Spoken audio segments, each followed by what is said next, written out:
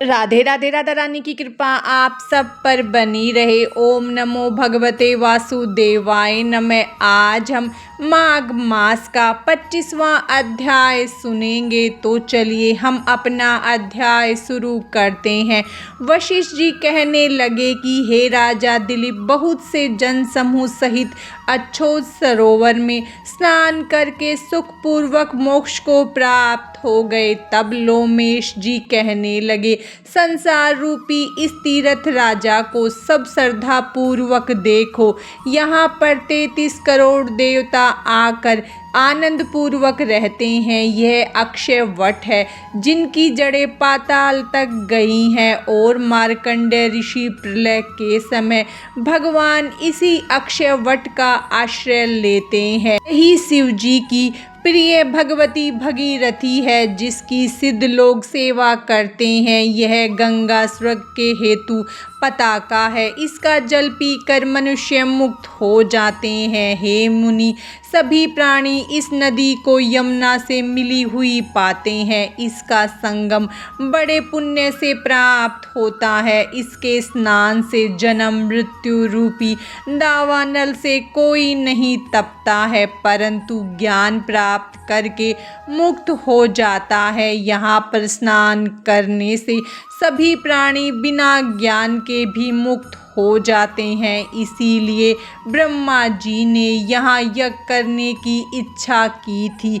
इसी संगम में भगवान विष्णु ने स्त्री प्राप्ति की इच्छा से स्नान करके लक्ष्मी जी को प्राप्त किया। यहाँ पर त्रिशूलधारी शिव जी ने तिरपर दैत्य को मारा था और प्राचीन काल में उर्वशी स्वर्ग से गिरी थी तथा स्वर्ग पाने की इच्छा से यहाँ पर ही उसके स्नान करने से नुहुस कुल के राजा ययाति ने वंशधर पुत्र प्राप्त किया। यहाँ पर इंद्र ने प्राचीन काल में धन की इच्छा से स्नान किया था और माया से कुबेर के सब धन को प्राप्त कर लिया था। प्राचीन काल में नारायण तथा नर ने हजारों वर्ष तक प्रयाग में निराहार रहकर उत्तम धर्म किया था। यहाँ से जैगाश्चर्य सन्यासी ने महादेव जी जैसी शक्ति वाले से विजय पाई थी तथा अणिमा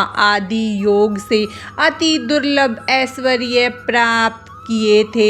इसी क्षेत्र में तपस्या करके श्री भारद्वाज सप्त ऋषियों में सम्मानित हुए, जिन्होंने भी यहाँ स्नान किया सबको स्वर्ग की प्राप्ति हुई। इसीलिए हमारे विचार से तुम त्रिवेणी में स्नान करो।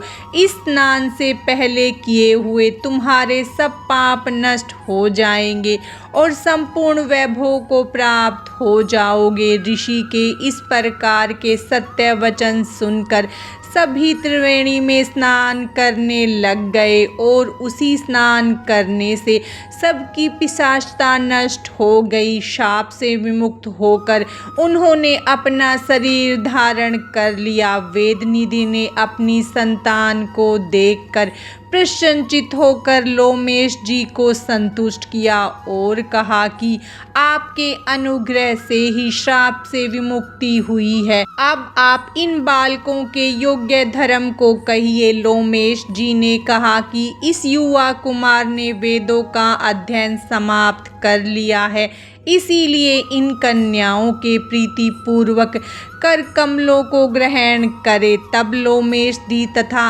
अपने पिताजी की आज्ञा से उस ब्रह्मचारी ने 5 कन्याओं से विवाह किया। इन कन्याओं के सब मनोरथ पूर्ण हुए। जिसके घर में लिखा हुआ यह महत्व पूजा जाता है, वहाँ नारायण ही पूजे जाते हैं। पुष्कर तीर्थ में, प्रयाग में, गंगा सागर में, देवालय में, कुरुक्षेत्र में तथा विशेष करके काशी में इसका पाठ अवश्य करना चाहिए। पुष्कर तीर्थ में ग्रहण के अवसर पर इस पाठ का दुगना फल मिलता है और मरने पर वैष्णव पद प्राप्त होता है। माघ मास का 25वां अध्याय समाप्तम।